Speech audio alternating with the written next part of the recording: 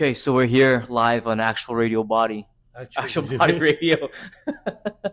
Radio Body. Yeah. Okay, so it's me and you sitting down, finally having this conversation about Actual Body, how it all began, how you got to this place, how you got us all to this place. I'd love to introduce you, but I feel like you are going to do a better job. Of introducing myself? Yeah. Sure. I think I'm just someone who, first of all, family man, but if we're talking business, I think I'm just someone who looks for gaps in the market that I'm really passionate about. I did the same thing with tattoos. I think we had an underserved market with Neo-Asian traditional tattoos. Yeah. And we found the most amazing Neo-Asian traditional tattoo artists. And from there, we became a niche. And from a niche, we became a brand, And I think it's the same thing with Actual Body. I'm obviously not, your typical doctor or scientist that people would. But that probably makes you more valuable in a way because you're approaching things from a different place. 100%. I think like innovation can happen in many different forms. I don't think there's only one path towards innovation. I think sometimes when everybody, like if you're in like a scientific community, you're reading the same scientific journals, everybody's looking from the same lens, you actually end up in this echo chamber, and it's hard to kind of like disagree with your colleagues or think about something completely from left field because it's so against the grain. Yeah, I think that you not being a doctor, me not being a doctor, in a way is a competitive advantage because we're probably seeing this from the situation of like what is needed and how a client feels and like what needs to be addressed as opposed to like, from a science or business aspect entirely. So like I'll talk about like, say, the problem of erectile dysfunction, for example. Yeah. So doctors don't even really want to look at other possible solutions. And I'll tell you why, right? So like you have a family doctor, all of us do. Yeah. Our family doctors are busy. The healthcare system is swamped, right? So you hear every day we should inject more money into our healthcare system. We should have more doctors. Yeah. We should have more nurses. I think that's common knowledge. Yeah. So when I go to my doctor, I'm like, hey, look, I think I've found a possible cure for erectile dysfunction that doesn't involve like pills, that doesn't involve ingesting something that's like chemical, that's like foreign to your body, and that doesn't create a dependency. My doctor's like, okay, so I have to read all of these medical papers. Yeah. And he's like, honestly speaking, he doesn't want to say it out loud. Yeah, but like, where am I going to find the time to do that? Yeah. I can just tell you, go get Cialis, go get Viagra, and that's it. The problem's solved. And there's no liability to that, right? Yeah. So they can just very easily prescribe something that they know that's safe, and then they get paid per client, right? And I don't want to like bash on doctors, but there's economic side of things, right? Yeah. It is what it is. You get paid per client. The reality is, a lot of these doctors, I mean, not bashing on doctors too, but I think that not even just doctors, people in general, where they're used to a particular system, they get pretty complacent, you know what I mean? Like with how they solve certain people's problems, right? And I think that just because this is the way that it's been solved or looked after or answered for all these years, doesn't necessarily mean that that's the best. Like things change, technology has advanced. There's all these new ways of fixing things without certain inconveniences of like taking pills and having reminders like what we're doing at Actual Body. Once it's fixed, it's pretty much good to go. You don't have to like have that layer of like thought and preparation the same way.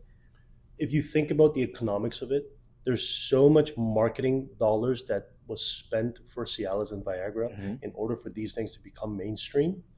And so like the new treatments that we have now, like if they're not backed by huge pharma, how do you get this information? Yeah, a lot of people are getting paid off this. No, it's like no one wants to switch from gasoline to electric. Exactly. And a doctor, like what benefit does a doctor really gain by like trying something maybe slightly experimental on you? Yeah. Even though there's clinical trials, even though it's FDA approved, even though it's Health Canada approved, they still have to read all of these papers and then perhaps kind of do their own kind of like clinical trial, see their own results coming back from their patients to get that intimate feedback that they need to really push this, right? Yeah. And then how many doctors do you need within, say, a region to get some density, right? To get some traction for this thing.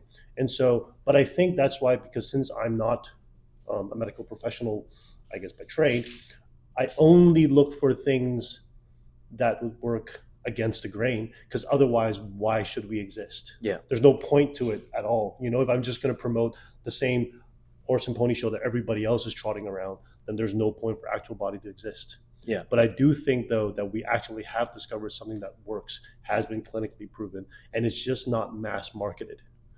It's just that no one has pushed like the dollars behind it to tell people that this works. But I've seen firsthand that it works, and I've shown it to all my friends, and my friends have tried it, and it's definitely worked. And I can see the clinical trials, I can see the papers, and I can see how many studies they've done and that it's worked. So I think it's exciting. Like, I mean, I think that's the essence of actual body. We go from head to toe, and we find regenerative therapies that solve problems at the root Yeah. of it, and then find solutions that are contrary to the norm. That's like personalized, non-invasive. I think that's like, really important for the future of healthcare for us. And let's jump over to exosomes for a quick second, right? Like exosomes and like beauty treatment, skincare. What exists there, and what is it that like is different from what we're doing? Let's talk about how we're different. So I think what led me to beauty was actually our acoustic wave treatments for erectile dysfunction. So you can actually think of erectile dysfunction as simply two problems. It's a blood flow problem or it's a mental problem. Mm-hmm. And if you go talk to a doctor, they'll confirm that. And so most doctors can't treat the mental part of it, because there's just too much to unpack. Therapy. Yeah. So they try to treat blood flow. Yeah. And really blood flow leads to like tissue regeneration and leads to like potential angiogenesis and the creation of microscopic blood vessels in your body. And so that's really what this acoustic wave therapy that we have do. And that's all it really does. It's just that it increases your blood flow. And as a byproduct of that blood flow, you get to solve your erectile dysfunction. And then you get enlarged members of your body because of increased blood flow. And also, and a product of that is that you actually get these exosomes. And I don't know if everybody out there knows what exosomes is, but exosomes are really like tiny bubbles that come out of your cells. They act as like messengers to go around to your other cells and tell your cells what to do. Yeah. So like a great analogy of that would be like Amazon delivery trucks. Yeah. And in the trucks could be anything. It could be good things, it can be bad things. So, and then the cells are kind of like your body, like it's kind of like this neighborhood. Yeah. And then the trucks just go around delivering these packets, whether it's like dropping what's needed type thing. Exactly. Yeah. And they go and ring the doorbell, and they go to the homeowner, the cell owner, and they're like, hey, look, this tissue looks like it needs repair. Maybe you should go and do that. And it drops off some proteins, RNA, DNA material, and like it really tells your body to organically like rejuvenate and heal itself in a way that I think it's like most natural to us. And so that's where I think I went down the path of like health, beauty is with the exosomes. What makes what we're doing a bit different from like how others are being treated elsewhere? So I think the world is moving towards a place where personalization is very important. When it comes to like the supplement game, when it comes to like peptide game, the key is to like not just have like a generic peptide stack. Yeah. Right? Like the key is not just to have a generic supplement stack. Yeah. I think the world's moving towards a place where I think is most important is personalization. Yeah. Because like if you did a blood panel and a hormone panel, it would be very different from mine. Yeah. So my needs are different from your needs. Exactly. What you need in terms of supplements and what you need in terms of hormone replacements would be like so different than what I would need. Yeah. Our panels would be like radically different. Yeah. Same with Oscars, And so I just feel like, why isn't that the case for like skin, for beauty, for rejuvenation, for like literally every part? Exactly. Like even like think about like an easy way to think about your meal plan. Yeah. Like everybody's meal plan is a little bit different based on your goals, right? Like somebody needs more macros, somebody needs more like protein, somebody needs more carbs, somebody can't have any refined sugars. Like, you know what I mean? All of our bodies are different. And so why should beauty why should beauty not be the same thing, Yeah. And so the main difference with us is personalization. So our exosomes don't come from the traditional places where exosomes come from now. If you go to a beauty conference and you walk the aisles and you look at the litany of beauty companies out there, everybody is peddling some kind of exosome. Yeah. But almost nobody is peddling autologous exosomes. So what does autologous mean? Autologous means it just comes from you. It's your own exosomes. And we derive our exosomes from our own body, our own PRP. So many people know PRP is platelet-rich plasma. Yeah. So that's like the plasma that you separate from your blood.